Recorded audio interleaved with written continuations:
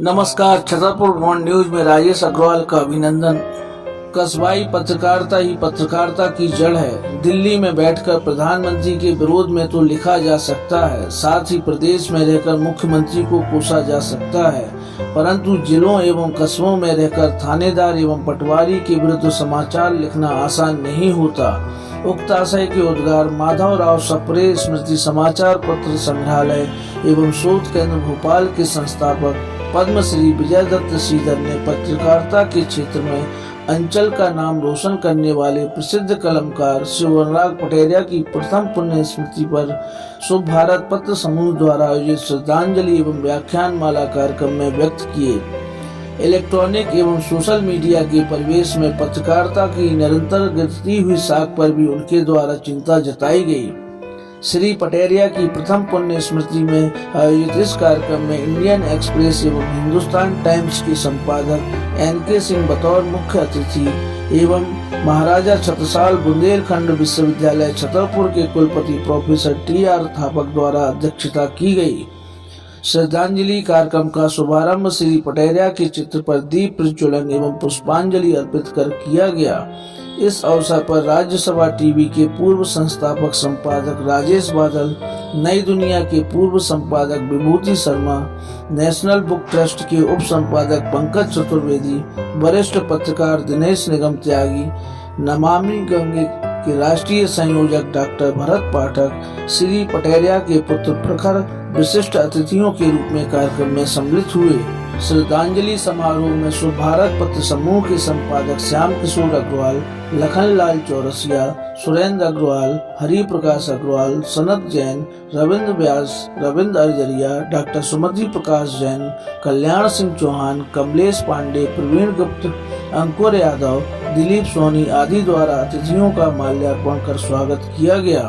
इस अवसर पर पत्रकारिता के क्षेत्र में बहुमूल्य योगदान देने के लिए प्रथम श्री अनुराग पटेरिया स्मृति सम्मान बुंदेलखंड अंचल के बांदा जिले के वरिष्ठ पत्रकार रामेश्वर प्रसाद गुप्त को प्रदान किया गया। वर्ष 1978 में दैनिक शुभ भारत से पत्रकारिता की शुरुआत करने वाले श्री अनुराग पटेरिया ने अपनी कलम से छतरपुर का नाम पूरे देश में रोशन किया है। नई दुनिया इंदौर, जनसत्ता मुंबई, चौथा संसार भोपाल, ITV, संडे मेल, जन्मभूमि, दैनिक नई दुनिया भोपाल जैसे समाचार पत्रों में प्रमुख पदों पर रहते हुए उन्होंने पत्रकारिता के दायित्व को बखूबी निभाया। श्री पटेरिया द्वारा कई विषयों पर पुस्तकों का भी लेखन किया गया है। श्री पटेरिया का 65 वर्ष की आयु में विगत 12 मई को कोरोना से निधन हो गया था।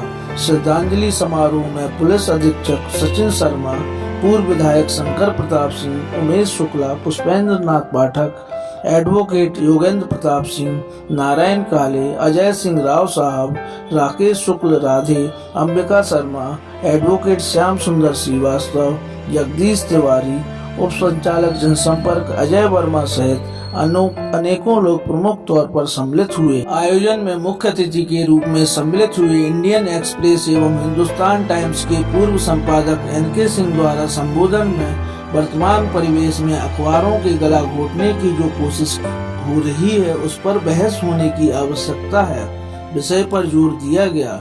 श्रद्धांजलि समारोह में श्री अनुराग पटेरिया के साथ पत्रकारिता में हम कदम रहे वरिष्ठ पत्रकार राजेश बादल एवं विभूति शर्मा द्वारा भी विस्मृतियों को साझा किया गया। नेशनल बुक ट्रस्ट के उप संपादक पंकज चतुर्वेदी द्वारा भी श्री पटेरिया को मॉडल पत्रकार बताया गया। अध्यक्षीय उद्बोधन देते हुए महाराजा छत्रसाल बुंदेलखंड विश्वविद्यालय के कुलपति प्रोफेसर टी.आर. थापक ने कहा कि पत्रकारिता की नई पहुंच को तराशने में श्री पटेरिया का अहम योगदान रहा है। उनके जाने से बुंदेली और बुंदेलखंड को बहुत नुकसान हुआ है। कार्यक्रम का सफल संचालन आकाशवाणी के पूर्व अधिकारी सुरेंद्र तिवारी द्वारा किया गया। साथ ही आयोजन में स्वागत भाषण वरिष्ठ पत्रकार एडवोकेट राकेश शुक्ला द्वारा दिया गया। अतिथियों का आभार शुभ भारत समाचार पत्र के संपादक श्याम किशोर अग्रवाल ने किया। छतरपुर भ्रमण न्यूज के संकलन में प्रस्तुत है आयोजन में अतिथियों द्वारा दिए गए वक्तव्य की कुछ झलकियाँ। बिल्कुल निष्पक्ष होकर हमेशा उन्होंने लिखा है, कभी किसी चीज की कोई परवाह नहीं की। और उन्होंने प्रारंभिक तौर पर जब पत्रकारिता शुरू की, सुभारत ही मुख्य केंद्र उस समय हुआ करता था, आज भी है। मतलब अगर ये कहा जाए कि सुभारत जो समाचार पत्र यहाँ से निकलता है, 45 वर्ष करीब हो गए, वो छतरपुर के पत्रकारों के लिए प्राथमिक शाला है पत्रकारिता की, तो ये अनुचित नहीं होगा। और उन्होंने हमेशा सभी का मार्गदर्शन किया। मैं भी वहाँ बैठता था, बहुत सारे साथी जो लोग यहाँ मौजूद हैं, सभी ने किसी न किसी रूप में उस समाचार पत्र में प्रत्यक्ष रूप से या परोक्ष रूप से शामिल किया। 1980 की बात इसलिए आएगी क्योंकि उनकी पत्रकारिता का, पूरी पत्रकारिता का सबसे बड़ा उदाहरण है। जब वो छात्र थे तभी उन्होंने पत्रकारिता 1978 में प्रारंभ कर दी थी। 1980 में एक यहाँ पर घटना हुई, उसके विस्तार में मैं नहीं जाना चाहता हूँ। और उस घटना की पहले मजिस्ट्रेट जांच हुई। मजिस्ट्रेट जांच को प्रशासन ने उजागर नहीं होने दिया। भाई पटेल जी ने उस प्रतिवेदन को किसी प्रकार से हासिल किया और दैनिक समाचार पत्र जो सुभारत है और उसका प्रकाशन लगातार 3-4 दिनों तक हुआ। उन पर काफ़ी दबाव आया प्रशासन में। तत्कालीन कलेक्टर ने काफ़ी लोगों से प्रयास कराया कि ये प्रकाशन आगे न हो पाए, लेकिन प्रकाशन नहीं रोका गया। यहाँ तक कि बाद में इतना ज़्यादा प्रसारित किया गया कुछ लोगों को, छतरपुर के 3 समाचार पत्र सुभारत, सत्य क्रांति और राष्ट्रविभाग, इनके डिक्लेरेशन कलेक्टर ने रद्द कर दिए। तब भी प्रशासन में सभी लोगों ने महुआ में जाकर नया डिक्लेरेशन दिया और अफवाह को निष्पत्ति दी। बाद में उस मामले की न्यायिक जांच हुई। तत्कालीन जिला न्यायाधीश ने उसकी जांच की और उसमें भी प्रशासन को दोषी पाया। और वो घटना इस प्रकार की थी कि उसके पहले वरना उसके बाद आज तक ऐसा कोई मामला नहीं आया पत्रकार और प्रशासन के बीच में जिसमें दोनों पक्षों के बीच में विवाद हुआ हो, उसकी न्यायिक जांच हुई हो और उस जांच में प्रशासन को दोषी पाया। अपने आप में देश की पहली घटना है। तो इस प्रकार से जो पत्रकारों को यहाँ पर मान सम्मान मिला वो उसी घटना से मिला। और मुझे खुशी है कि आज जो नई पीढ़ी हमारे सामने बैठी हुई है वो उस प्रतिष्ठा को कायम रखी हुई है। मैं इसी बात को लेकर मैं ज़्यादा नहीं बोलना चाहता हूँ। भाई पटेल जी के साथ मैंने काम किया, मैं उसमें नई दुनिया का जिला प्रतिनिधि था 84 में, और वो नई दुनिया इंदौर में काम किया करते थे। उसके बाद जब नई दुनिया का भोपाल दशक 90 में शुरू हुआ तो हमको निर्देश दिया गया कि भोपाल समाचार भेजना है, तो मैं भोपाल से जोड़ गया। तो संयोग से पटेल जी बाद में भोपाल आए, शहीद बादल भी जो वहाँ रहे, ज्योति शर्मा भी रहे, सभी लोगों ने मिलकर नई दुनिया को जो ऊंचाइयों तक पहुँचाया है। मैं उनका उस विषय के लिए धन्यवाद करना चाहता हूँ। भाई पटेल जी वास्तव में एक अच्छे पत्रकार तो थे ही, बहुत अच्छे लेखक थे, कई बच्चों को उन्होंने लिखी है और मेरा उनसे बड़ा ही स्नेह था। वो हमको बड़ा भाई मानते थे, हालांकि पत्रकारिता में वो हमसे सीनियर रहे, लेकिन वास्तव में पटेल जी का जो व्यक्तित्व है वो एक बहुत ही अच्छे इंसान थे, इसमें कोई दो राय नहीं। और बहुत ही अच्छा उनका सहज उपचार व्यवहार रहा, संवेदनशील व्यक्ति थे।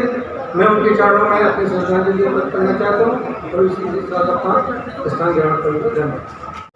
हमारे नगर से निकले हुए जो बृहद त्रयी में बता रहा था, श्री शिव अनुराग पटेरिया, श्री राजेश बादल और श्री विभूति शर्मा, इन लोगों को बहुत बड़ा योगदान रहा है।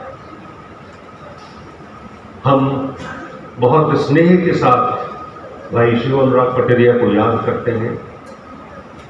उनकी स्मृतियां हमारे साथ हैं और उन स्मृतियों के सहारे हमें लगता है कि पत्रकारिता के क्षेत्र में जो हमारे नगर से, हमारे जिले से जो लोग आ रहे हैं, उनको हमेशा मार्गदर्शन मिलता रहेगा। एक ज्योति स्तंभ की तरह वो उनको प्रकाशित करते रहेंगे उनका पथ, ऐसा विश्वास करते हैं। भाई श्याम अग्रवाल जी का आदेश था इसके आपको कुछ बोलना है, इसलिए यहाँ जहाँ तक पटेरिया जी की बात है, जिनकी बात आज हम करने हुए यहाँ खड़े हुए हैं, उनके बारे में कुछ भी कहना सूरज को दिया दिखाने जैसा होगा अगर मैं बोल रहा हूँ तो। वो हम सबके प्यारे रामू, हम सबके बहुत बढ़िया लेखक, अनेक किताबों के रचयिता, सामाजिक सरोकारों से लेकर आर्थिक, आपराधिक, कानूनी पहलुओं पर पैनी नज़र रखने वाले पटेरिया जी ने हमेशा दबंगई की पत्रकारिता की है। आज के दौर में हम देख रहे हैं, आज ही की बात करें, कल जो राजद्रोह कानून के बारे में सुप्रीम कोर्ट का वर्डिक्ट आया है, उन्होंने उसके कानून को फिलहाल स्थगित कर दिया कि अभी उसको लागू नहीं किया जाएगा। अगर आप लोगों ने याद रखा हो तो जब हम वो पत्रकारिता करते थे जिसमें रामू जी ने हमारे साथ वो 80 का कांड हुआ था, उसमें जो दबंगई दिखाई थी, अगर आज के दौर में वो होता तो उनको जेल में डाल दिया जाता। 7 दिन के लिए, 7 महीने के लिए या 7 साल के लिए भी हो सकता है। राजद्रोह का जो कानून सब अंग्रेजों के शासन से चला आ रहा है, उसको आज लोग लागू कर रहे हैं जिसका कोई औचित्य नहीं रह गया है। मैं अपना सुप्रीम कोर्ट का आभार मानता हूं कि उन्होंने उस कानून को आज रद्द किया है या स्थगित किया है। नए तौर पर वो कानून बनाया जाएगा और हम पत्रकार स्वतंत्र रूप से अपना काम कर सकेंगे। पटेरिया जी से हमारी बात लगभग हर रोज सप्ताह में 3 या 4 रोज प्रायः वो बात करते थे आज के दौर की पत्रकारिता की। बोले यार वो सच्चाई की पत्रकारिता कहाँ है। जब हम लोग यहाँ पत्रकारिता कर रहे थे तो हम लोगों के लिए मानक या आदर्श कि आपको पत्रकार कैसा बनना है, तो जो ये तय थी वैसा बनना है। दूसरा एक व्यक्तिगत यहाँ पारिवारिक रिश्ता जो वो समय समय पर प्रूव करते रहते थे। यहाँ तक कि एक बार मैं भोपाल गया और उनको मालूम पड़ा वो अपने व्यस्त थे, उन्होंने प्रखर को ही भेज दिया रेलवे स्टेशन पर कि उनको लेके आओ, और इस बच्चे को भी कहीं जाना नहीं बोला कि नहीं तुम जाओ, बोले नहीं पापा नाराज होंगे, आपके साथ रहना पड़ा। ऐसी कई उनके साथ स्मृतियाँ। और सबसे बड़ी चीज मेरा उनसे जो रिश्ता रहा, मैं उनका संपादक रहा हूँ। मैंने उनकी 3 किताबें की।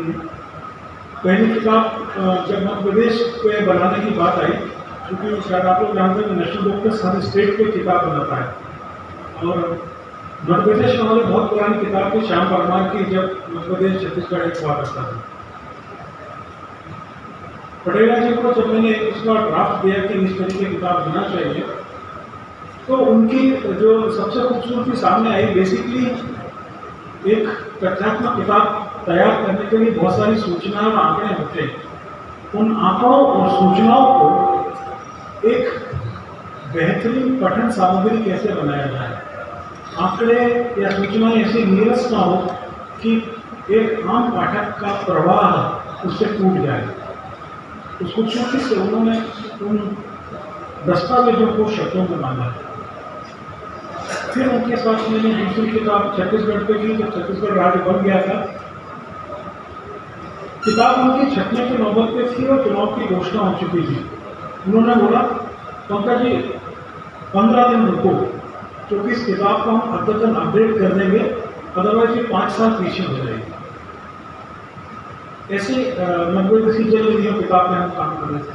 तो उनकी किताबों को यहाँ बैठे सभी लोग से अनुरोध है कि जरूर पढ़ें। उसका कारण ये है कि आज अखबार कमिटी के सामने जो चुनौती है वो ये है कि एक सूचना को समाचार के रूप में कैसा बदला जाए, या एक सूचना को, एक आंकड़े को लोकप्रिय पठन सामग्री में कैसे बदला जाए। वो खूबसूरती, शब्दों का चयन और प्रवाह, ये शिवनौराव जी की खासियत थी। तो मैं यही चाहूँगा कि यदि आप सभी लोग पटेरिया जी को दिल से श्रद्धांजलि देना चाहते हैं, उनकी किताबें अवश्य पढ़ें। आप जान के चलेंगे कि शायद उन किताबों को पढ़ने के बाद में आपका विशेष रूप से पत्रकारों का लिखने का नज़रिया बदल जाएगा कि एक सूचना को कितने सहज तरीके से एक मध्य प्रदेश की या छत्तीसगढ़ की सूचना यदि असम का या अरुणाचल प्रदेश का या दिल्ली का एक IAS IPS का एस्पायरेंट या जनरल रीडर पढ़ना चाहता है तो किस तरीके से वो उसको पढ़ने के बाद उसको रटने की जरूरत नहीं पड़ेगी। टेक्स्ट बुक और प्लेजर रीडिंग का जो फर्क है वो पटेल जी के शब्दों में आप देख सकते हैं। मैं बस यही अनुरोध करूँगा और बताऊँगा। अपने परिवार के बीच, अपने वरिष्ठों, सहकर्मियों और कनिष्ठों के बीच इस तरह से बोलना सचमुच में कभी कभी अटपटा इसलिए भी लगता है कि उसके बारे में बोलना होता है जिसको आपने वर्षों तक अपनी धड़कनों में महसूस किया। नाम किसका आप सब,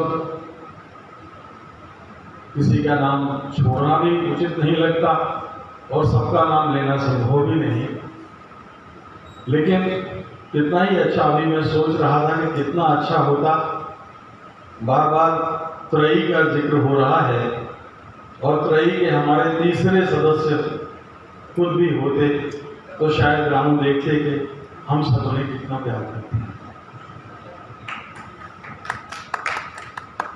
लेकिन इस त्रयी के पहले हम लोगों की जिंदगी की भी एक त्रयी थी। यहाँ शिवनराज जी के भाई उत्तम बैठे हैं, उपेंद्रनाथ जी, इनको याद होगा कि हम तीनों लोगों ने, वो त्रयी थी एक स्कूल की जो कॉलेज महाराजा महाविद्यालय तक जारी रही, वो रामू, उत्तम और मेरी थी। ये पत्रकारिता में नहीं आए, लेकिन जिंदगी में पहली बार, पहले दिन, पहले ही जो स्कूल था, एक ही कमरे में, एक ही टाटपट्टी पर, एक ही दिन हम लोग एक आदिवासी गांव अनगौर में बैठे थे। अब तो सड़क के किनारे बड़ा पक्के मकान दिखने लगे हैं, लेकिन उस समय उत्तम को याद होगा कि उस समय वो सचमुच में ना बिजली थी, ना पानी का कोई सप्लाई था और 4-5 किलोमीटर दूर हम लोग जाते थे। तो संयोग कुछ ऐसा था कि उस ऐसा संयोग शायद दो भाइयों के बीच में नहीं होता जैसा मेरे और शिव अनुराग के बीच में था।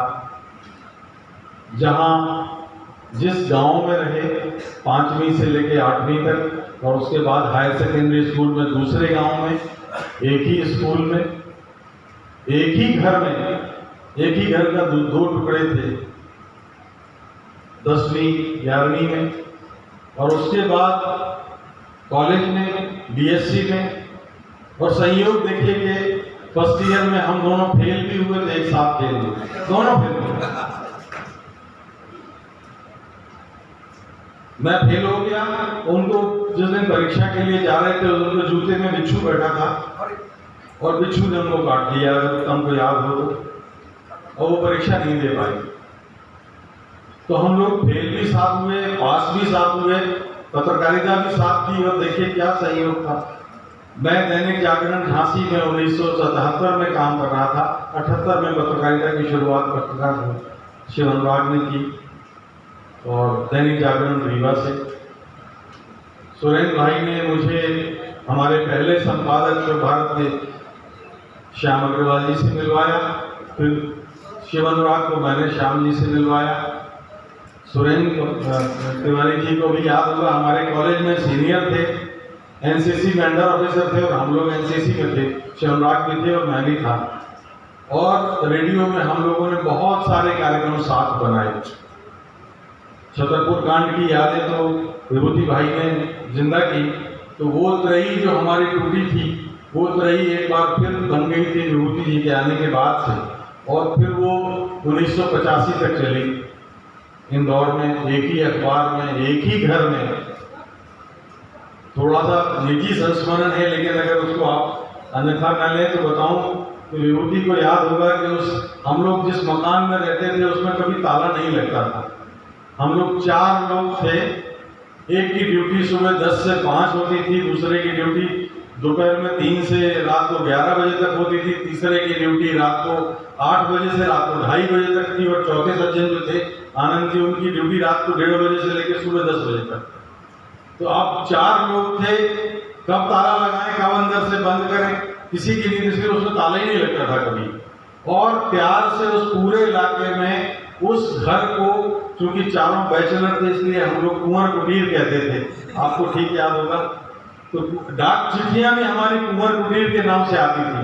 कुछ हमारे शरारती मित्र थे जो सांड आश्रम कहने लगे थे उसको। 4 सांड रहते हैं जिनकी शादी नहीं हुई है, तो चिट्ठियां भी डाक की सांड आश्रम के नाम से आती थी, विभूति को याद होगा। अब जब कोई आपके साथ 24 घंटे इस तरह से जिंदगी में धड़कन बन जाए, क्या याद करो क्या छोड़ो, कुछ सचमुच में समझ में नहीं आता। वो नई दुनिया छोड़ के जनसत्ता शुरू करने गए, राष्ट्रीय अखबार, मैं नवभारत टाइम्स शुरू करने गया। दोनों लौट के फिर भोपाल आ गए। मैं दैनिक नई दुनिया में समाचार संपादक था, मैंने छोड़ा, फिर वो उस जगह वो आ गए। उन्हें माखनलाल चतुर्वेदी पत्रकारिता पुरस्कार मिला, उसके पहले मुझे मिला। उन्हें Satyanarayan Tiwari life time achievement award मिला, उसके पहले मुझे मिला। मैंने दस्तक नाम का मध्य प्रदेश का पहला धारावाहिक बनाया, मैंने बंद किया तो उन्होंने शुरू कर दिया। मैं संडे में ऑब्जर्वर के साथ काम कर रहा था, वो संडे मेल के साथ काम कर रहे थे। यानी कहाँ ऐसे संयोग दो व्यक्तियों के, दो भाइयों की जिंदगी में हो सकते हैं, मैंने नहीं सोचा था। यहाँ तक और सुनिए, भोपाल में हमारा जो घर था दोनों का टोटल नंबर 8 बनता था, वो 5 नंबर पर, वो 6 नंबर पर, बिना बताए। दिल्ली इंदौर में हमने एक स्कूटर खरीदा, वो उन्होंने भी विजय सुपर खरीदा, मैंने भी विजय सुपर, कोई बात नहीं हुई। उस स्कूटर का भी रंग हरा, मेरे स्कूटर का भी रंग हरा। उन्होंने भोपाल में कॉलेज खरीदी, मेरे भी कॉलेज खरीदी। इतने संयोग, उनकी छोटी 3 बहनें, मेरी भी छोटी 3 बहनें। उनकी ससुराल जबलपुर में, मेरी आधी ससुराल जबलपुर में, नर्सिंग। मेरी पत्नी शिक्षक, उनकी पत्नी शिक्षक, उनकी पत्नी भी 3 बहनें, मेरी पत्नी भी 3 बहनें। कितने संयोग आपको बताऊं, ऐसे हैं। मैं सचमुच में जिस दिन पटेरिया गए उस दिन कई दिन तक, कई रातों तक मैं चौंक के उठ जाता था और कई दिन तक मुझे एल्ट्रॉक्स खाना पड़ा, तब जाके मेरी नींद लौटी। बात ये नहीं है कि कोई आपकी जिंदगी में कितने करीब होता है, बल्कि बात ये होती है कि वो किस तरह से करीब होता है। ऐसा नहीं ना कि मतभेद नहीं थे, झगड़ते भी थे हम लोग, लेकिन हम उस सीमा पर आकर रुक जाते थे कि जहां पे लगता था कि हाँ अब इस रिश्ते को आगे ले जाना है, तो वो भी कॉम्प्रोमाइज करते थे, हम भी कॉम्प्रोमाइज करते थे। और रिश्ता कोई भी है वो ऐसे ही चलता था, जो लगातार एक साथ चला। सारी उम्र वो थोड़ा सा मुझसे जरा से हर जो जहां मैं पहुंचा उसके बाद वो पहुंचे, लेकिन इस मामले में उन्होंने बाजी मान ली। जब चले गए तो मुझे लगा धोखा दिया। अगर ऊपर वाले ने सब जगह इस तरह से शुरुआत की थी तो फिर मेरा हक बनता था कि मुझे जाना चाहिए था। मुश्किल है, बड़े गौर से सुन रहा था जमाना, तुम ही सो गए दास्तां कहते कहते। हाल के वर्षों में राज्यसभा टीवी से निवृत्त होने के बाद एक ही चैनल में हम लोग बैठ रहे थे लगातार, और क्या संयोग था, रोज रोज कोई एक गेस्ट नहीं आता। जिस दिन पटेरिया होते थे उस दिन मैं जरूर उस चैनल में होता था। तो ऐसा एक अजीब सा रिश्ता था जिस रिश्ते को कोई बयान नहीं कर सकती। मैं बहुत लंबा नहीं बोलूंगा। आज भोपाल से हमारे बीच में दो बहुत ही विद्वान हमारे वरिष्ठ आए हैं, एन के सिंह साहब और श्रीधर जी, उनको हमें सुनना है। मैं तो अपने घर में हूँ, बस सिर्फ इतनी सी बात कहूँगा कि 77 में जब हम लोगों ने पत्रकारिता की शुरुआत की है, 76 एंड में, तो तब हम लोगों के मुंह पर ताला था, सेंसरशिप लगी थी, और शायद अवचेतन में कहीं ना कहीं वो एक बात थी कि हम अपने अभिव्यक्ति को इस तरह से कुचलते हुए नहीं देखना चाहते। और शायद उसी वजह से मैं शिव, विभूति और उससे पहले श्याम जी, सुरेंद्र जी साथ में जब प्रचंड ज्वाला निकालते थे, लखन भाई साहब यहाँ बैठे हैं, ये सब जुड़ी थी। छतरपुर कांड जब हुआ तो शायद ये उन्हीं उसी तरह की संस्कारों की परवरिश थी कि हमें अपने सिद्धांतों, सरोकारों और मूल्यों से नहीं टिकना है। यही शायद उस समय हमारी पढ़ाई थी। जगदीश भाई साहब ने तो उन संस्कारों को पाला पोसा है हम लोगों के बीच में। जब इस संघर्ष को हम लोगों ने परवान चढ़ाया, श्याम सुंदर जी बैठे हैं, शंकर प्रताप सिंह जी बड़े भाई साहब बैठे हैं, इन लोगों ने, उमेश जी और राकेश भाई साहब बैठे हैं, सब ने उस दौर में क्या बात बताऊं मैं। आज एक सज्जन अगर और होते जिन्होंने बहुत पर्दे के पीछे सहयोग दिया था, मैं नहीं जानता वो हैं कि नहीं। अरुण श्रीवास्तव जी जो डिपो मैनेजर होते थे, उन्होंने भी बड़ा सहयोग किया था। लेकिन कुल मिलाकर के बात इतनी सी है कि ये जो संस्कार हैं, उस समय 80 के दशक में पूरे देश में खोजी पत्रकारिता की एक जो एक आंदोलन चला था, छतरपुर उसमें सबसे अग्रणी था और छतरपुर ने उस यज्ञ में अपना एक अनुष्ठान दिया था। आज हम मीडिया के ऊपर, उसकी साख के ऊपर, उसकी प्रतिष्ठा के ऊपर, उसके सरोकारों पर कुछ नहीं करने पर हम सवाल खड़े होते देख रहे हैं। आज हम देखते हैं कि हमारे साथियों की इज्जत क्या रह गई, मीडिया को किस तरह से आलोचना के कटघरे में खड़ा किया जाता है।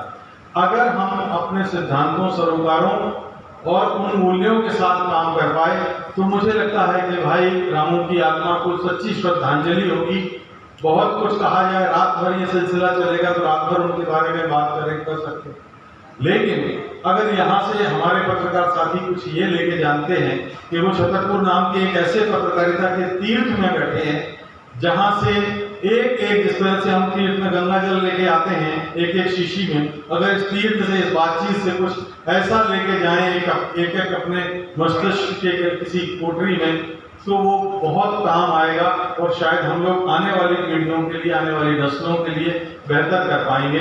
मैं इन्हीं शब्दों के साथ, क्योंकि सेन साहब को और श्रीधर जी को सुनना अपने आप में बहुत दिलचस्पी का विषय होता है और उनको सुनने से ऐसा लगता है कि मानो ज्ञान का कोई बड़ा खजाना हमारे बीच में हाथ लग गया।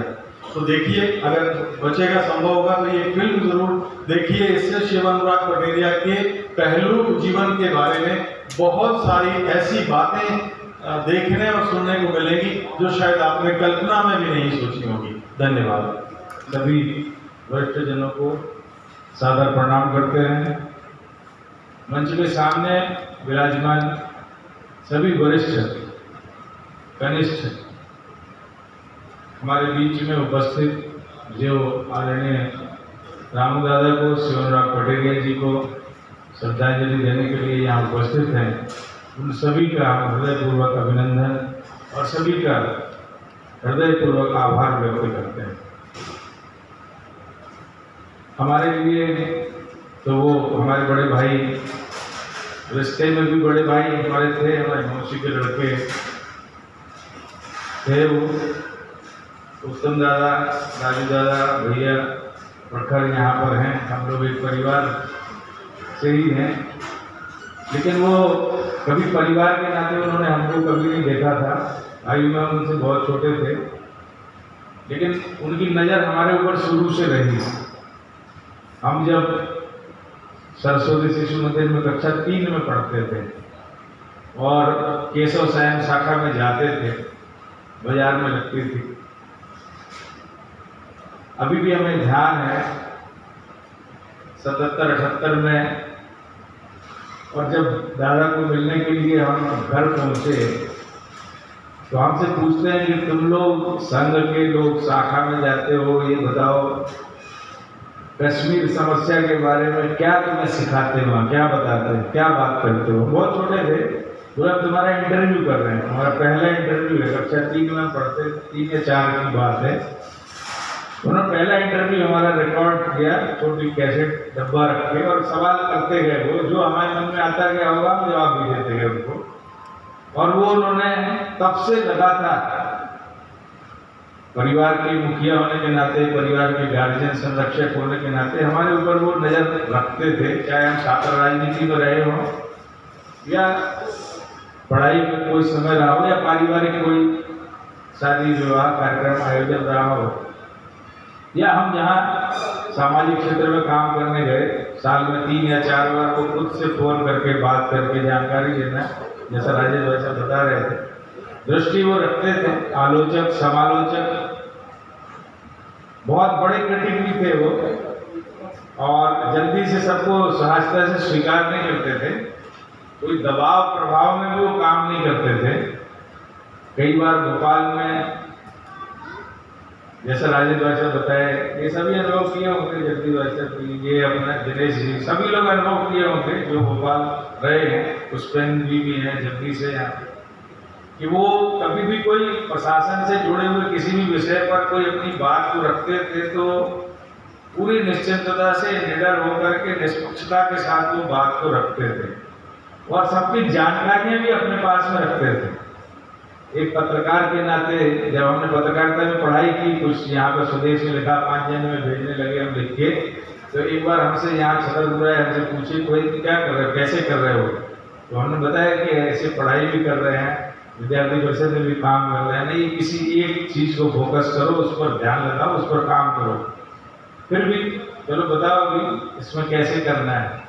जानकारी निकालने के लिए उन्होंने जो बात सिखाई बताई, उसको हम लोगों ने फिर सैकड़ों नए जो पत्रकारिता के काम में लोगों को सिखाया, बताया कि किस ढंग से वो सरकार के लोगों के बीच की जानकारियां निकालते थे और कैसे वो उसको उपयोगी बना करके समाचार के रूप में समाज के समक्ष प्रस्तुत करते थे। इन चीज़ों को बताना है, इन चीज़ों को समाज के सामने नहीं पहुंचाना है, लेकिन जानकारी पूर्णता के साथ हो, समग्रता के साथ हो, उसके एविडेंस उनके पास में पूरे हों, इस बात की वो पूरी कोशिश करते थे कि उनके पास में डॉक्यूमेंटल जितनी भी चीज़ें वो पहले जुटा दें। और हमें लगभग साल में 1 या 2 बार विश्वविद्यालय के काम से जब भी कभी भोपाल गए या कभी मिलना हुआ या फोन पर बातचीत की किसी भी बड़े व्यक्ति के साथ में, उनका लगाव उमा भारती जी के साथ ही व्यक्तिगत पारिवारिक नाते हम लोग मानते थे। बाकी वो उनको भी जो स्पष्टता से कहना होता था कहते थे, किसी से संकोच वो नहीं करते थे। पटवा जी के समय में भी कई बार मिलना हुआ, कई मंत्रियों के समय हुआ, कई सचिवों के बारे में। लेकिन एक जो महत्वपूर्ण बात है वो ये है, जो सीखने, समझने और करने जैसी है हम लोगों की, कि बिना डॉक्यूमेंटल सपोर्ट के, बिना एविडेंस के, बिना चीज़ों को जाने समझे, बिना दोनों पक्षों को जाने समझे, वो चीज़ों को ठीक प्रकार से, जब तक उनके पास में संकलन ठीक प्रकार से नहीं हो जाता था, तब तक वो एक जो अटैक करना चाहिए वो अटैक नहीं करते थे। तैयारी पूरी कर लेते थे, तैयारी पूरी करने के बाद वो फिर समाचार के रूप में अगर वो गया तो उसको करते थे। इसलिए वो प्रभावी रहा। पाठ्य पुस्तकों के रूप में भी जो हम लोगों को पढ़ने के लिए मिला, जानकारी के रूप में भी जो हम लोगों के पास में आया, उस सब से हमें सीखने समझने जैसा है।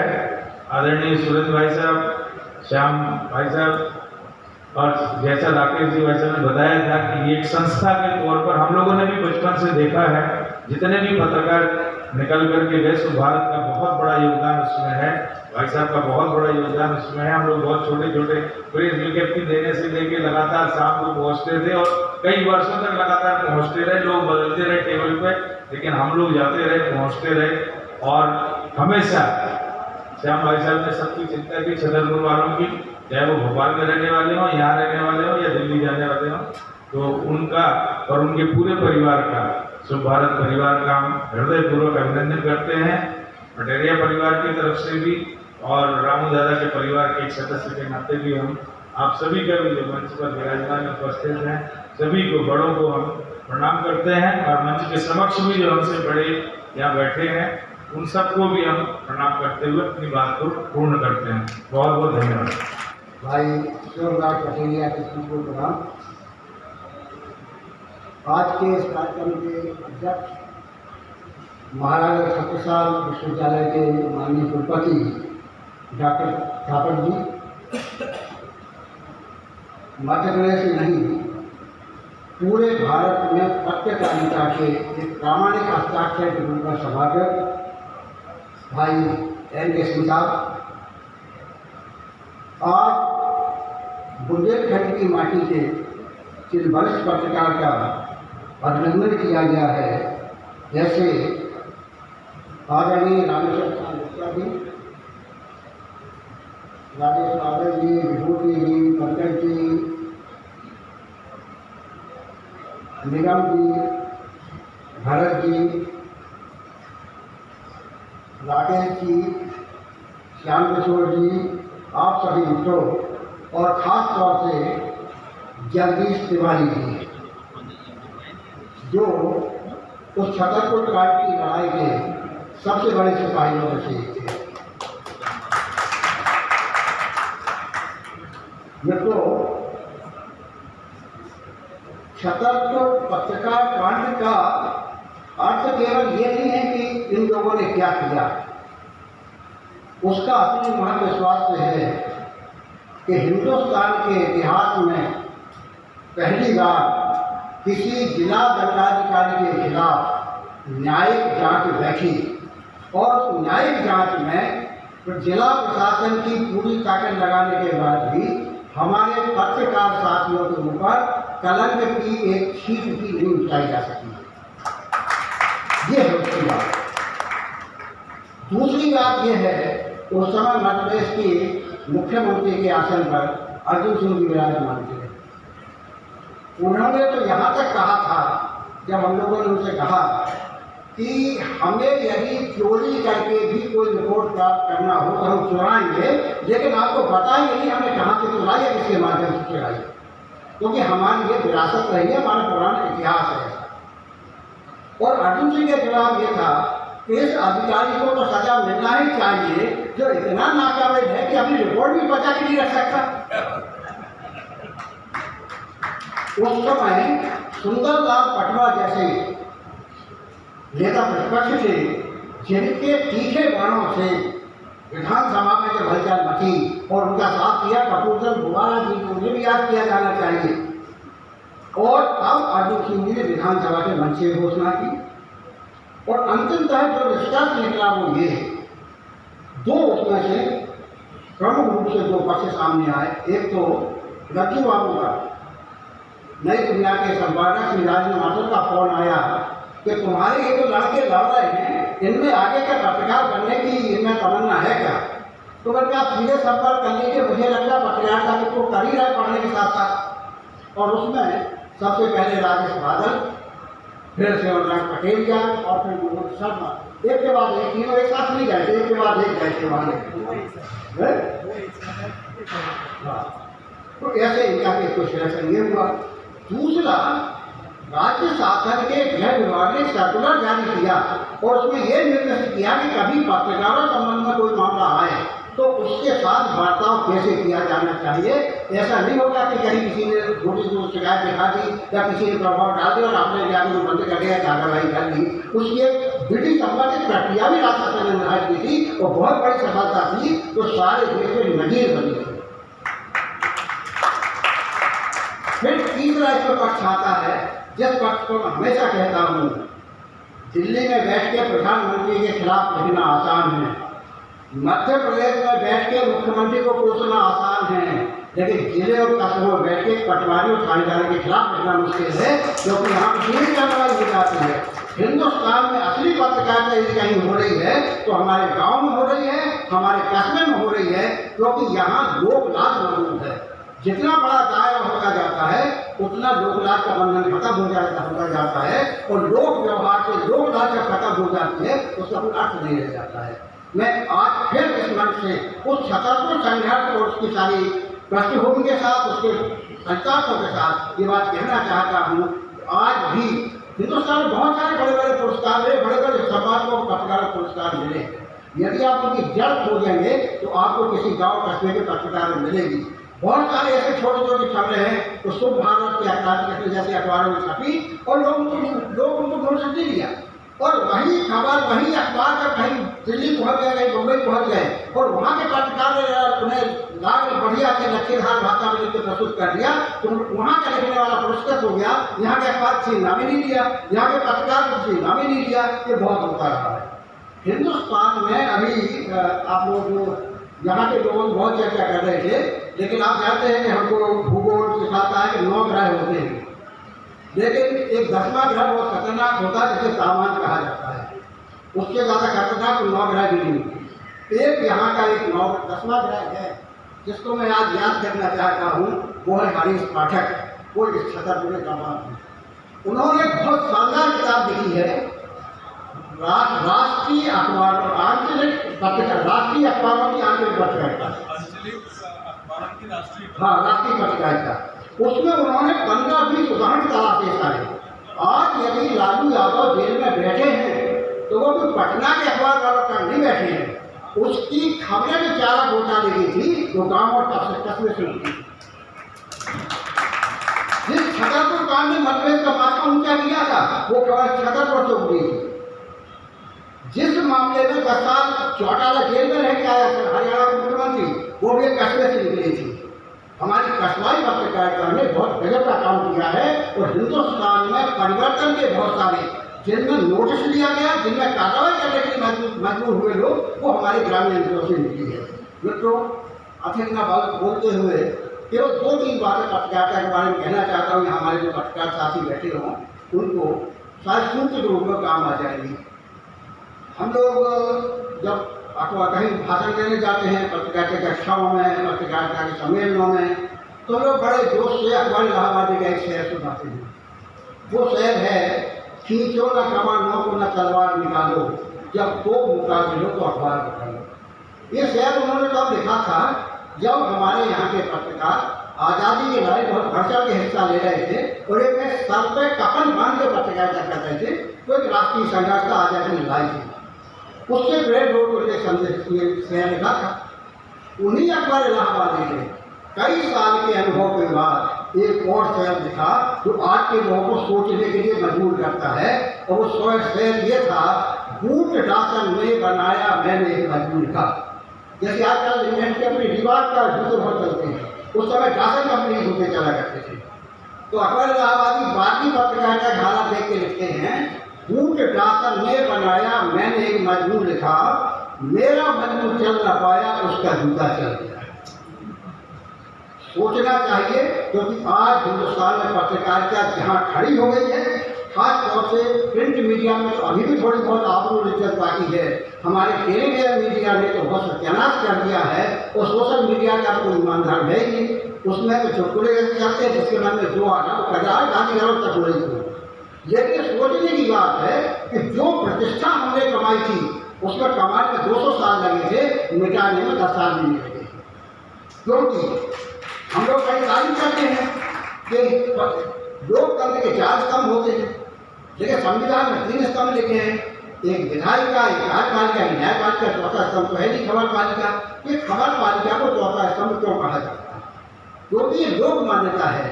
आज़ादी की लड़ाई का तो हमारा बड़ा लंबा इतिहास है, जो कुर्बानियों का इतिहास है, क्या तपस्या का इतिहास है, प्रताड़नाओं को झेलने का इतिहास है। उस इतिहास के कारण हमको एक लोक मान्यता मिली। वो लोक मान्यता ये थी कि एक खबर पालिका 14 स्तंभ है।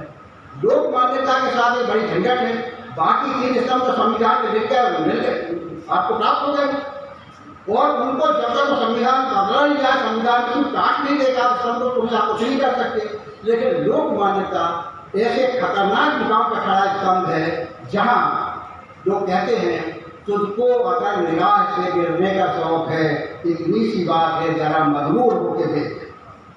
हम लोग बहुत संकट में बात करते हैं, इस समय बाजार हमारे साथ में सवाल है। बाजार तो बुरी चीज नहीं है, बाजार हमेशा से रहा है, आगे भी रहेगा। लेकिन बाजार समाज के सहायक और सेवक के रूप में अच्छा लगता है। दुर्भाग्य से आज बाजार हमारे साथ स्वामी बन के लड़ना चाहता है, काफी हद तक लग गया है। तो खराब बाजार होना नहीं है, खराब बाजार हो जाना है। पत्रकारिता एक संकट ये भी है कि पत्रकारिता बाजार होती चली है, उसकी भाषा देख रहे हैं, उसके हम विषयों का चयन देख रहे हैं, उनकी प्रस्तुतियाँ देख रहे हैं, उसकी रंगीनियाँ देख रहे हैं। ये पत्रकारिता के कलेवर को भी खराब कर रही हैं, उसकी प्रतिष्ठा को भी गिरा रही हैं। लोग अब कहने लगे हैं पत्रकारिता का प्रभाव तो बढ़ रहा है, लोग उसे डर रहे हैं, लेकिन उसकी प्रतिष्ठा करते हैं, इस पर सोचने की जरूरत है। 3 सूत्र हैं हमारे पुराण में दर्ज हैं, वो भी हम लोग अक्सर जब जिनके सफेद बाल होकर भाषण देने बुलाते लोग, तो हम लोग अक्सर लोग गुमराह करते हैं, नहीं किसी गुमराह करते हैं। हम तो नारद जी का नाम लेते हैं, हाँ तो संजय का नाम लेते हैं, लेकिन ये इतिहास दोस्त तो नहीं है, ये तो पौराणिक आख्यानों के चरित्र हैं। देवर्षि नारद सूचनाओं का संचालन करते थे, लेकिन उसकी शर्त थी, वो मनमानी नहीं करते थे, लोक मंगल के लिए करते थे। तो वो भले इतिहास के चरित्र नहीं है, पौराणिक आख्यान के चरित्र हैं, लेकिन उनका यह दृष्टांत कि जो भी करो सूचना का संकल्प में लोक मंगल उसका अनिवार्य तत्व होना चाहिए। दूसरा हम लोग संजय की बात करते हैं, वो भी पौराणिक चरित्र है। महाभारत के संजय जो नेत्रहीन धृतराष्ट्र को कुरुक्षेत्र में चल रहे महाभारत का आंखों का हाल हस्तिनापुर बैठे बैठे सुनाते थे। उन्हें कोई दिव्यता की बात नहीं थी, उनका अपना सूचना को तंत्र विकसित किया होगा, लेकिन उनके लिए सीखने को सबक मिलता है, और वो सबक ये होता है कि संजय जब उन्हें आंखों देखा सुना रहे थे कुरुक्षेत्र का, तब ना तो उन्होंने कभी कौरवों को बख्शा, जिनके कि वो धृतराष्ट्र तो वो नौकर थे, लेकिन कौरवों को बख्शा नहीं। उन्होंने पांडवों को भी नहीं बख्शा और उन्होंने श्री कृष्ण को भी नहीं बख्शा, जिन्हें तब तक अवतारी पुरुष मान लिया गया था। आपने देखा बड़ा मशहूर एक कोटेशन जनता दवाई देखा करते थे, सबकी खबर ले सबको खबर दे। ये संजय के दस्तान से मिल सकता है। ये दोनों दस्तान हमें भुला दिए, तो उसमें मेहनत लगती है, इसमें बड़ी कठोर श्रम लगता है, इसमें विवेक जागृत करना पड़ता है, तो ये तो हमने भुला दिया। हमने उसी महाभारत में हमने तीसरा दृष्टांत पकड़ लिया। वो दृष्टांत क्या है कि जब द्रोण के बाणों की वर्षा से पांडव सेना छत विक्षत होने लगी और लगा के द्रोण आज विकराल रूप में है, महायोद्धा के रूप में है, आज वो सबको समाप्त कर देंगे, तो एक चाल चली गई। वो चाल ये चली गई कि जिसे लोग धर्मराज कहते थे, युधिष्ठिर के मुँह से ये कहलवाया गया, अश्वत्थामा हतो। वह जोर से चिल्ला के बोला अश्वत्थामा हतो, और धीरे से बोला नरो वा पूर्वो वा। तो ये तो जोर से कह दिया कि अश्वत्थामा मारा गया, लेकिन ये धीरे से कहा कि अब ये पता नहीं है कोई नर अश्वत्थामा मारा है कि हाथी अश्वत्थामा मारा है। और द्रोण एक हताश हो गए, इन कर्तव्य में हो गए और उनका बंद कर दिया भक्त ने। ये हुई फेक न्यूज की जड़। आज वही फेक न्यूज हिंदुस्तान में सारी दुनिया में, जब इराक का जो खाड़ी में लड़ा जा रहा था, जब इराक के सद्दाम हुसैन को मार रहा था अमेरिका, तब यही फेक न्यूज चल रहा था। उसके बाद कोई हथियार बड़ा न परमाणु हथियार मिले न रासायनिक हथियार मिले, लेकिन तेल के कुओं की लड़ाई थी, उसको मान के उन्हें कब्जा कर लिया इसी तरह। और अकेले वही नहीं होता, सारी दुनिया में हमारे यहाँ भी आज कदम कदम पर यही फेक न्यूज जो होती है, ये जो झूठ और प्रपंच की खबरें होती हैं, जिनका कोई सिर पैर नहीं होता, वो हमारे हाथ से निकल रही, हमारे पत्रकारों के हाथ से। इसको सोचने की जरूरत है, तो चिंता करने की जरूरत है। तो एक बार यदि आपकी साथ चली गई तो ये कभी लौट के नहीं आती है। और शिवनाथ पटेरिया के बारे में भी कहना चाहता हूँ। मेरे लिए वो 42 वर्ष छोटे भाई की तरह थे, और मैं सोचता हूँ कि सगा भाई भी कितना सम्मान देने में शायद कहीं कहीं मुझे डर जाए, सोने का भी। लेकिन मुझे एक बात की तकलीफ है, वो तकलीफ ये है कि मैंने जब सूरदास से कहा कि किताबों की संख्या के चक्कर में मत पड़ो, तुम केवल एक काम कर दो तो हमारा हो जाओगे, वो है कि बुंदेलखंड का प्रामाणिक एनसाइक्लोपीडिया तैयार कर दो, क्योंकि तुम्हें वो दृष्टि है, तुम्हें वो क्षमता है, इस पर वो काम कर नहीं रहे। बहुत ज़्यादा लिखा भी था, लेकिन छप नहीं पाया। अब मुझे नहीं लगता कि वो किस स्टेज में है, उसको पूरा यदि किया जा सके, तो दूसरे साथ उसको पूरा करने की जिम्मेदारी ले लें, जहाँ तक वो करे उससे आगे बढ़ाने की, तो ये बहुत बड़ा काम हो जाएगा। क्योंकि तो बुंदेलखंड को कई शताब्दियों से केंद्रित किया जाता रहा है, और ये जो दंड प्रक्रिया है लगातार मुझे चालू रहने वाली है, क्योंकि बुंदेलखंड के दो बड़े भारी अपराध हैं। इसका एक अपराध तो ये है बुंदेलखंड का कि यहाँ स्वाभिमान बहुत तेज होता है, और उस तेज स्वाभिमान के कारण 1857 में तो होता रहा कि यहाँ पर बुंदेलखंड में 1842 में अंग्रेजों के खिलाफ मुकाबला हो गया था, और जिस तरह से संघर्ष किया गया था, उस संघर्ष के कारण अंग्रेजों को लगा था कि इस इलाके को दबा के रखना संभव नहीं होगा, तो इसके 2-3 जितने टुकड़े हो सकते थे वो उन्होंने किए, और यहाँ से जो हेड क्वार्टर था और सागर से उठा के जबलपुर में किया।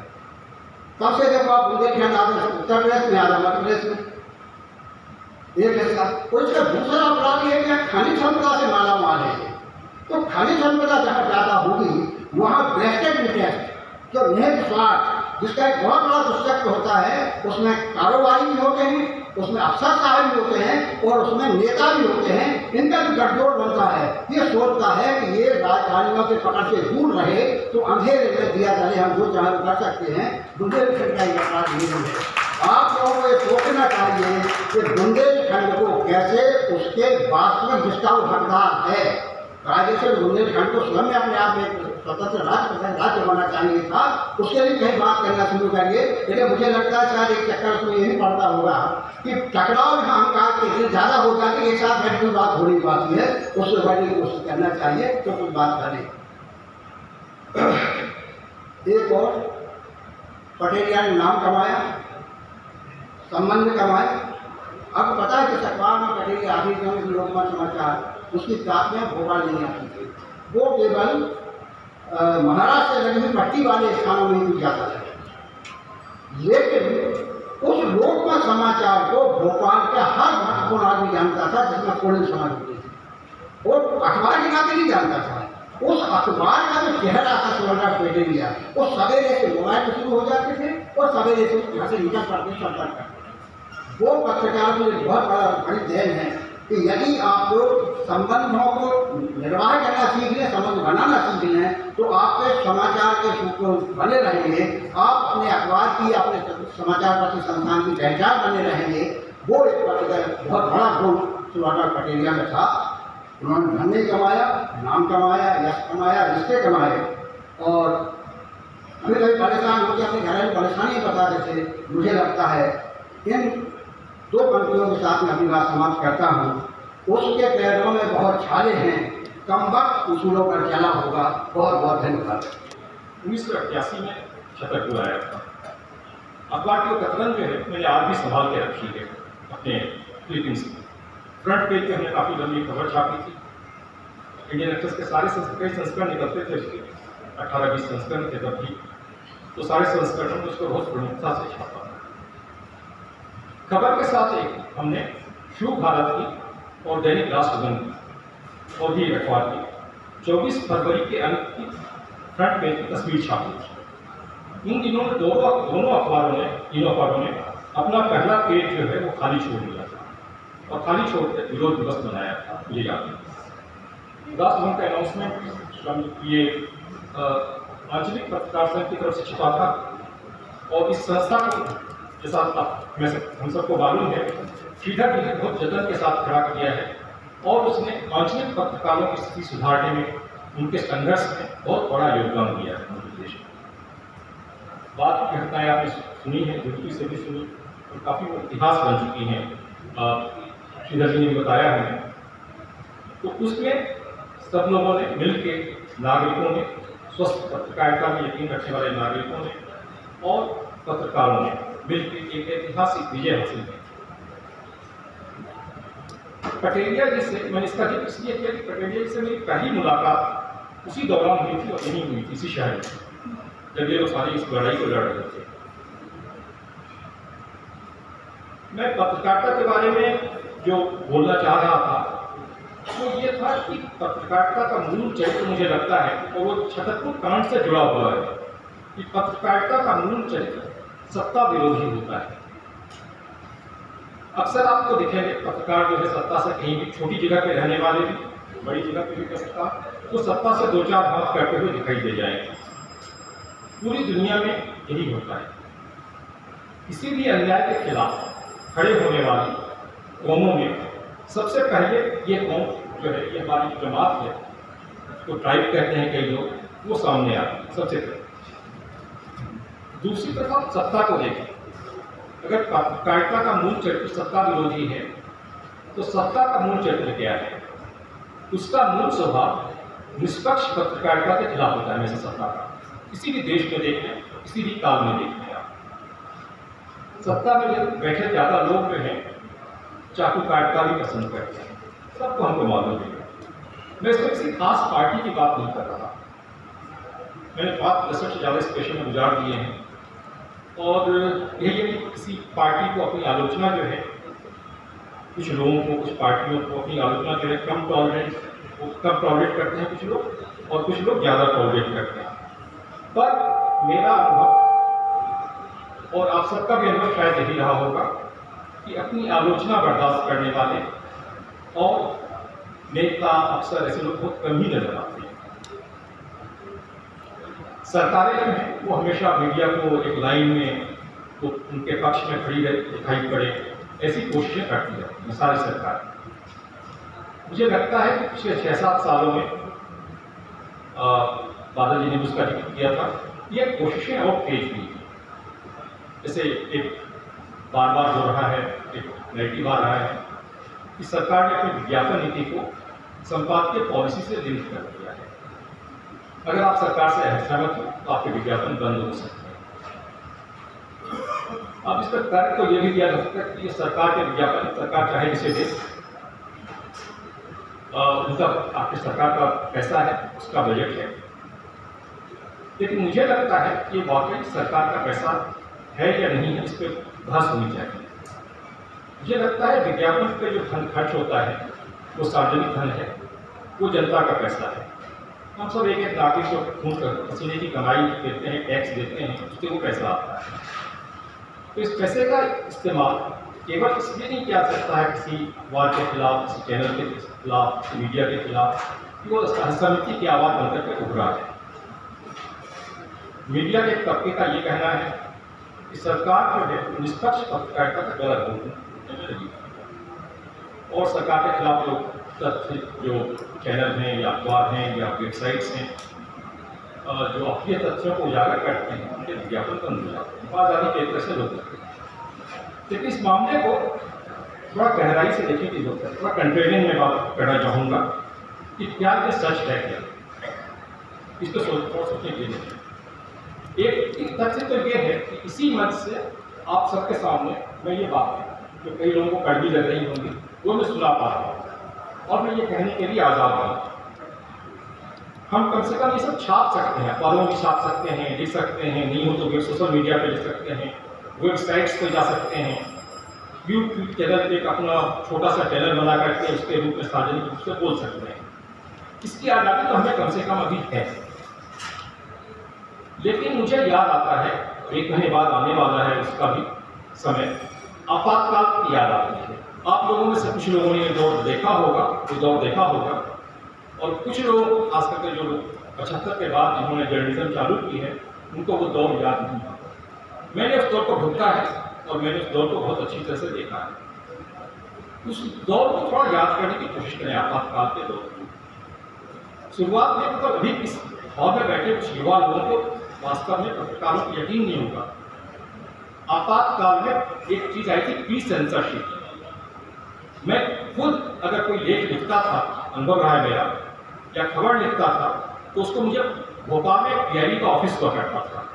उस पीआईबी के ऑफिस में एक सिंघल साहब थे जो अधिकारी थे वहाँ पे, उनको चीफ सेंसर बना दिया गया था। तो उस पीआईबी के ऑफिस में जाकर मुझे वो जो है अपनी खबर या अपना लेख जो है उस पर वो कलम लेके छाट करते थे, लेकर संपादक नहीं करता था, सेंसर जो सेंसर बैठा हुआ था वो करता था आपातकाल में। आपकी खबर क्या छपेगी क्या नहीं छपेगी उसमें दस्तखत करते थे और अपनी मोहर लगाते थे पीआईबी सीए सेंसर। तो चाहे तो कई बार पूरा का पूरा लेख ही मेरे सामने कूड़े की टोकरी में डाल देते थे।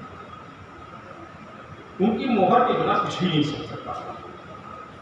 मैं उन दिनों हितवार में काम करता था। हितवार आप लोगों को मालूम है कि विद्याचंद्र शुक्ला जी का अखबार था।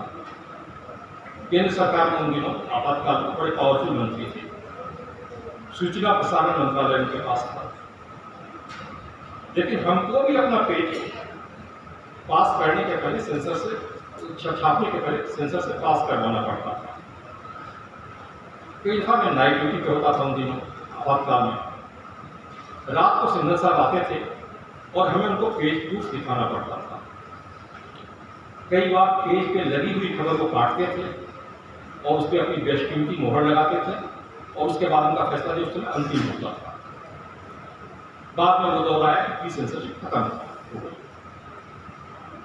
मैं नई दुनिया में आ गया था। मुझे याद है कि हम लोग आमतौर पे सरकार की किसी भी नीति की सीधी आलोचना करने में बसते थे। कई दफ़ा हमने नेहरू जी के या गांधी जी के संपादकीय पेज पे काम करता था उन दिनों। नेहरू जी के या गांधी जी के कोटेशंस लेकर के, उद्धरण लेकर के, उनकी किताबों से, उनके भाषणों से, पुराने भाषणों से चीज़ें लेकर जो सामयिक मौजूद हों उनको हम लोग छापा करते थे ताकि सरकार उस पर आपत्ति नहीं कर सकती कि नेहरू जी के भाषण को कौन आपत्ति करेगा। आपको ये भी याद होगा कि शायद सरकार के कोई आलोचक जर्नलिस्ट केवल आलोचना की वजह से वो ऐसी जर्नलिज्म करते थे जो सरकार की आलोचना करते होते आलोचक। तो ऐसी जर्नलिज्म करने की वजह से कई जर्नलिस्ट कुलदीप राय का नाम सबको जल्दी ही याद आ जाएगा। वो जेल पहुंच गए थे। जो बाहर थे और निष्पक्ष पत्रकारिता करना चाहते थे, उनके तलवार हमेशा लटकती रहती। मैंने वो काला दौर देखा है अच्छी तरह से। इसके जब मुझे कोई कहता है कि पूरा देश की आज़ादी का गला घोट दिया गया है, या हमें काम करने की आज़ादी नहीं बची है, या आपातकाल आ गया है परोक्ष रूप से, वो बात मेरे जैसे आदमी से दलित बहुत आसानी से नीचे नहीं उतर। वैसे मीडिया का परिदृश्य आप देखें तो इसका जिक्र भी यहाँ हुआ है, बहुत भयावह दिखता है। पत्रकार खुद खेमों में बैठ गए हैं। गोदी मीडिया, मोदी मीडिया क्या अभी कहा भी गया। सरकार के ज़्यादातर आलोचक पत्रकारों का ख्याल है कि ज़्यादातर मीडिया जो है गोदी मीडिया हो गया है, तो सरकार की गोद में बैठा है। और विरोधी खेमे का ये ख्याल है कि जो लिबरल पत्रकार हैं वो महज राजनीतिक कारणों से सरकार की आलोचना करते हैं। जिससे हम आप गोदी मीडिया का नाम दे रहे हैं, वो मैं ये कहना चाहूँ वो हर दौर में रहा है। सरकार की गोद में बैठने वाले पत्रकार आपको जब आप लोग लड़ाई लड़े थे उसमें भी 76 में भी थे, और बाद में आपातकाल में भी हमने देखा है वो दौर, उसमें भी ऐसे पत्रकार थे। लालकृष्ण आडवाणी के सूख से उक्ति है इमरजेंसी के बारे में, उन्होंने एक किताब लिखी थी बिजनेस गाइड, उसमें उन्होंने लिखा था कि जब उन्हें झुकने कहा गया तो वो रेंगने लगे। तो उस तरह के पत्रकार जो है वो हमेशा रहे। मैं उस जमाने में वर्किंग जर्नलिस्ट मूवमेंट में एक्टिव था। सीहोर में मध्य प्रदेश श्रमजीवी पत्रकार संघ की एग्जीक्यूटिव की मीटिंग हुई थी, वर्किंग कमेटी में। तो जब हम लोग मीटिंग के लिए पहुंचे तो कलेक्टर साहब का वहाँ पर फरमान आया कि हम लोगों को उस मीटिंग में 20 सूत्री कार्यक्रम के बारे में प्रस्ताव पारित करना है, उसके पक्ष में, कि हम उसका स्वागत करते हैं। अब 20 सूत्री कार्यक्रम, पत्रकार, क्या लेना देना उससे, लेकिन वो प्रस्ताव वो हमें कहा गया, वो प्रस्ताव बाकायदा यूनियन में आया, और आज भी 45-46 साल हो गए हैं, आज भी आपको ये बताने में मुझे शर्म आ रही है, वो प्रस्ताव पारित। 2 लोगों ने वहाँ से वॉकआउट किया था। एक सूरज पोद्दार थे, बाद में उस देश के संपादक हो गए थे, कुछ दिनों के बाद नहीं काम करते थे शायद हमारे साथ, वॉकआउट किया था। जब हम लोग बाहर निकले तो CID वाले आ गए, वो पूछने के लिए नाम पता नोट, बाकायदा नोट लेकर के हम लोग का नाम पता उन्होंने कि उसकी मीटिंग के बाहर ही उन्होंने हमारा नाम पता नोट किया हम लोग का। पत्रकारों के लिए जो लोग 20 सूत्री कार्यक्रम के पक्ष में प्रस्ताव लाए वो अभी हमारे बीच में है, और अब जो वो हैं वो आज़ादी के नाम पे इसी सरकार को बहुत जम के कोस रहे हैं कि आज़ादी जो है छीन गई है पूरी तरह से।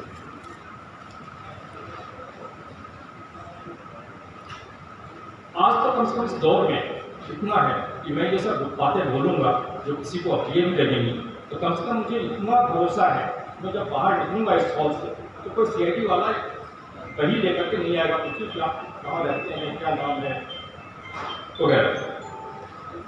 तो फैज साहब के शब्दों का इस्तेमाल करूँ तो अभी भी हमारे लब जो है, हमारे लब आज़ाद हैं। सरकार के आलोचक जो हैं वो मीडिया संस्थानों पे PD के छापे पड़ रहे हैं, लेकिन इसके बावजूद वे जो चाहें लिखने के लिए आज़ाद स्वतंत्र हैं। इतना मुझे इतना ही कहना था, और आप सबने मुझे बहुत सुनने का, मुझे बोलने का मौका दिया और सुना, इसके लिए आप सब लोगों का बहुत बहुत धन्यवाद। नमस्कार। आदरणीय KN सिंह साहब, पूर्व संपादक इंडियन एक्सप्रेस एवं हिंदुस्तान टाइम्स, मुख्य वक्ता, मुझे आशीर्वाद जिनका प्राप्त है, जिनका मेरे को सम्मान, जिनका स्नेह मुझे मिलता रहा है, जिनकी स्पर्श, जिनकी नज़रों से मैं जो कुछ भी बन सका हूँ आपके कारण है। ऐसे आदरणीय विजय दत्त श्रीधर जी, संस्थापक माधवराव सप्रे स्मृति समाचार पत्र संग्रहालय शोध केंद्र, राष्ट्रीय संयोजक आंचलिक पत्रकार संघ, हमारे बीच में जड़िया जी को आना था, वो किसी कारणवश नहीं आ सके, हम उनको भी याद करते हैं। हमारे आदरणीय बादल जी, जिनसे मैं बहुत लंबे समय से परिचित हूँ, मैं उज्जैन में भी आपके आयोजन करा चुका हूँ।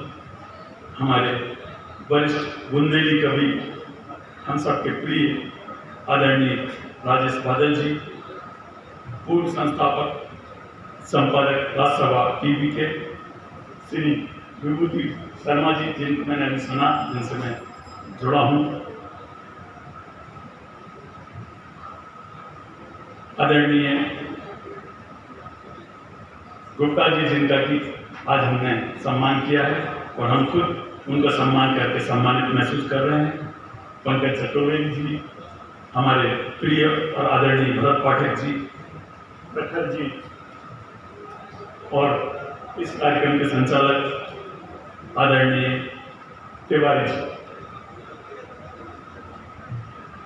सदैव पटेलिया जी, लोकतंत्र के चौथे स्तंभ की गरिमा बरकरार रखने के लिए सदैव पत्रकारों के पथ प्रदर्शक, मार्गदर्शक और बहुत कुछ।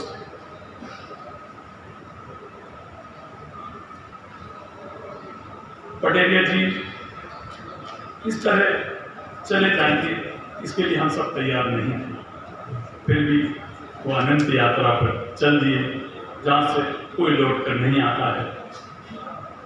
पत्रकारिता और सिर्फ पत्रकार जगत के लिए ही बने थे, ऐसे पटेलिया जी को हम नमन करते हैं। सरलता, सौम्यता, विनम्रता की त्रिवेणी एक कुशल कलमकार ने अपनी सांसों और कलम को अलविदा कह दिया और आज शून्यता है, रिक्तता है। आदरणीय पटेलिया जी पत्रकारिता जगत के महामान विदुर थे। सतही, क्षणिक, सनसनी से विलक, संदर्भों से समर्थ, तथ्यों के पूर्णता प्राप्त, सात्विक शालीनता के साथ आगाह करने की मीठी और करारी चुभन देने में पारंगत थे। वे अलग ही रंग के पत्रकार थे।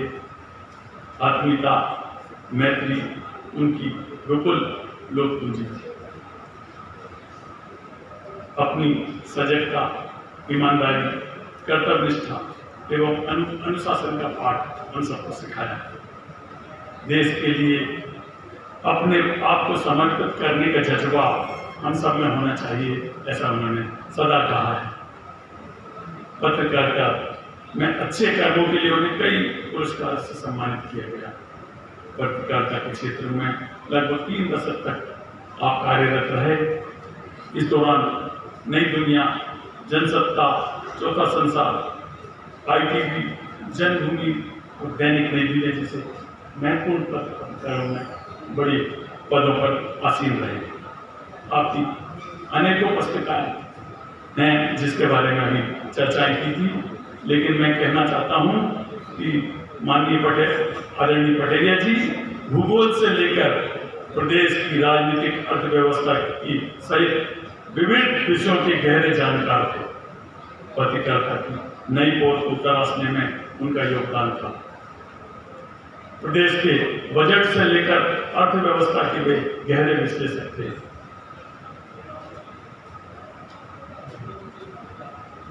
सर सिद्धार्थ जी के आशीर्वाद से, पटेलिया जी के सानिध्य के कारण हमने विश्वविद्यालय में कुछ करने का प्रयास किया, उसको विकास करने की कोशिश की है। हमारा विश्वविद्यालय जो कि शिशु अवस्था में था वो कुछ घुटनों पे चलने लगा है। हमारी अध्ययनशालाएँ बन गई हैं, पूरे संभाग में शोध केंद्र प्रारंभ हो गए हैं और ये सारा कुछ हमें आपके मार्गदर्शन, आपके आशीर्वाद से ही प्राप्त हुआ है। दोस्तों, हर व्यक्ति में बुराई और अच्छाई होती है। बुराइयों को दूर करें, अच्छाइयों को पहचानें। हर किसी के अंदर अपनी ताकत होती है और अपनी कमजोरी होती है। मछली जंगल में दौड़ नहीं सकती और शेर पानी में राजा नहीं हो सकता। इसलिए अहमियत सभी को देनी चाहिए। मनमुटाव और नदी का उद्गम बहुत छोटा होता है, किंतु जैसे जैसे आगे बढ़ते हैं विशाल रूप ग्रहण करता है, धारण करता है। इसलिए मनमुटाव कदापि नहीं होना चाहिए। माफ़ करना और माफ़ी मांग लेना, ये सब तो आना चाहिए। एक छोटी सी कहानी के बाद एक सच्चा किस्सा है, मैं पटेरिया जी को श्रद्धांजलि अर्पित करना चाहता हूँ। नाइजीरिया अरबपति फेमी ओटेडोला की रेडियो वार्ता में उनसे पूछा गया कि आपको सबसे अधिक खुशी कब प्राप्त हुई?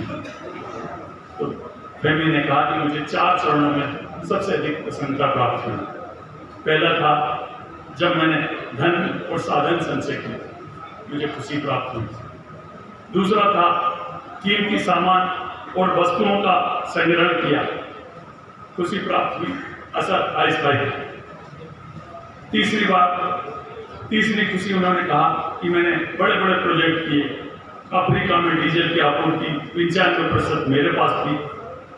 अफ्रीका और एशिया में सबसे बड़े पोत का मैं मालिक था, मुझे खुशी मिली। फिर उनके एक मित्र मिले, उन्होंने कहा कि क्या आप 200 विकलांग साइकिल दे सकेंगे क्या? तो उन्होंने कहा मामूली बात थी। उन्होंने कहा क्यों नहीं।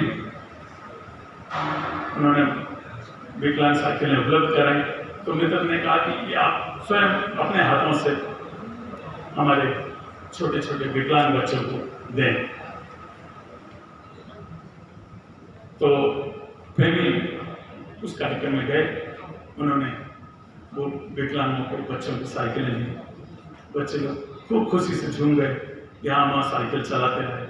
और उनकी खुशी का, उनके बच्चों के चेहरे की खुशी पर एक अजीब सी चमक थी। फेमी ने कहा कि मेरे अंदर असली खुशी आज महसूस कर रहा हूँ। जब वो जाने लगे तो एक बच्चे ने उनकी टांग पकड़ी। फेमी ने कहा बच्चा कुछ और चाहिए क्या? तो उन्होंने कहा नहीं, मैं आपके चेहरे को देखना चाहता हूँ, आपके चेहरे को याद रखना चाहता हूँ, ताकि जब कभी भी मैं स्वर्ग में मिलूँ तो आपको मैं एक बार और धन्यवाद दे सकूं, आपको याद कर सकूं। तो ऐसे ही हमारे पटेरिया जी हैं, जिनको हम सब सदा याद करना चाहते हैं, सदा उनको उनके चेहरे को हम अपने आंखों में, अपने हृदय में बसाए रखना चाहते हैं। आपके जाने से बुंदेली और बुंदेलखंड को बहुत नुकसान है। पटेरिया जी के प्रति श्रद्धांजलि शब्द का इस्तेमाल अत्यंत पीड़ादायक है। सत्य को कौन छुपा सकता है? वे अब नहीं है, लेकिन हमारे दिलों में हमेशा रहेंगे। मैं अग्रवाल जी, मैं पाठक जी और पूरी सभी टीम को बहुत बहुत धन्यवाद देता हूँ। आपने ये अवसर चुना, हम सबको पटेरिया जी को याद करने का अवसर मिला, हमारे इतने प्रबुद्ध जनों के दर्शन हुए। मैं आप सभी का हृदय से धन्यवाद ज्ञापित करना चाहता हूँ। धन्यवाद। जय हिंद, जय भारत।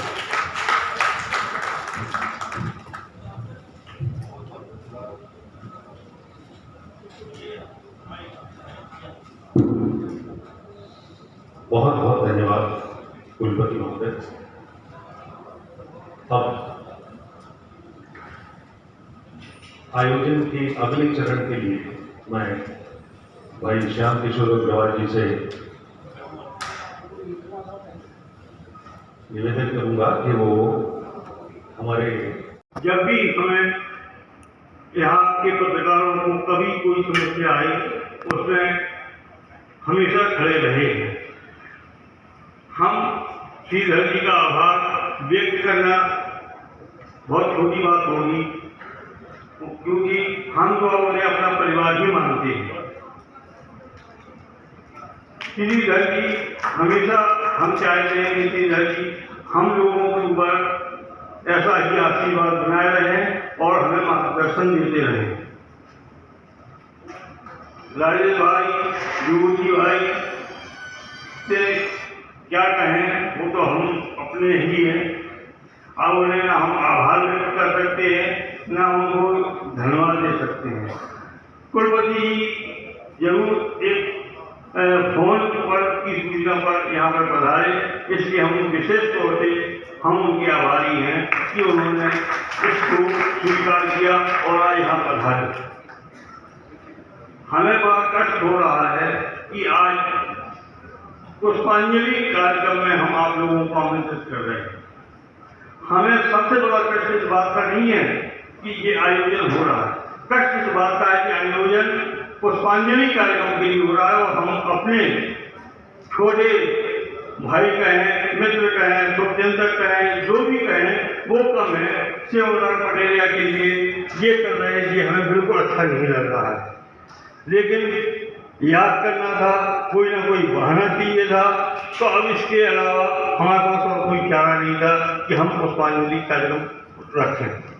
लेकिन हमें कष्ट इस बात का है कि हम पटेरिया जी की पुष्पांजलि कार्यक्रम रख रहे हैं, इसका हमें अत्यंत दिल से बहुत ज़्यादा कष्ट है।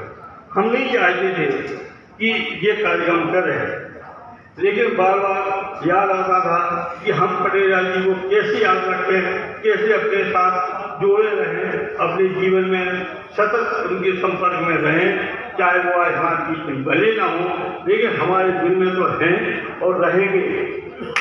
ऐसे व्यक्ति को हम कैसे याद करें, इसलिए हमें मजबूरी में ये पुष्पांजलि कार्यक्रम करना पड़ा।